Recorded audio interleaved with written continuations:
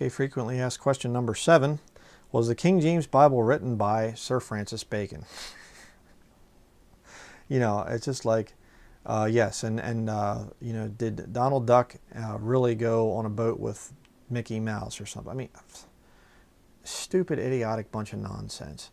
What they do is they try to say that the preface to the original 1611 was an occult thing, and all this other stuff. And Sir Francis Bacon was the general editor of the King James Bible and all this.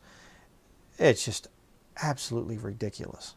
And it's funny because the New Agers, their way of handling the truth that they know is in the King James Bible, they try to say that New Agers wrote it as an end times blueprint for what they were going to do to bring in the New World Order. Yes, but it prophesies their own destruction. So why write a book that prophesies the destruction of your system? It's not very intelligent.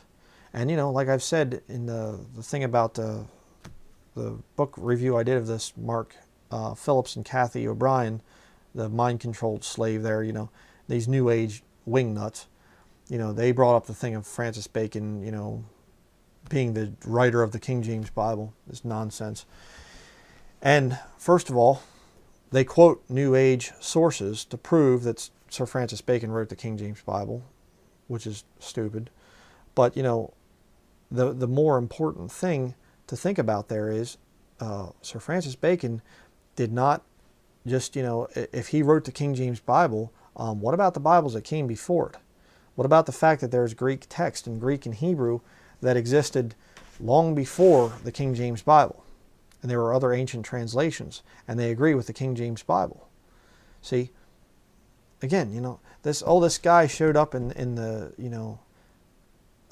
late 16th, early 17th century to write our King James Bibles for us, and it's this great occult, conspiracy that the Bible was just written there and by an occultist so that it would be the end times playbook.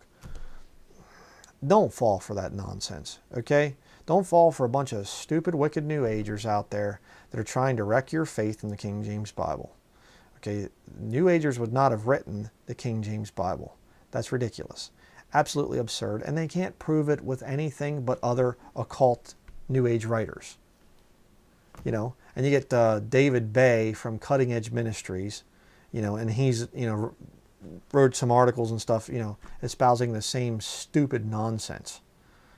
And I mean, I dropped Cutting Edge a long, long time ago. I had listened to those guys when I was early saved, early on. And it was just like, there's all kinds of problems there. They're using stuff that's new versions, and he's using the Amplified Bible. And don't fall for that nonsense. No, Francis Bacon did not have anything to do with the King James Bible. Okay, just the same as King James did not translate any of the King James Bible. All right, there were 54 translators, 47 till the whole thing was done.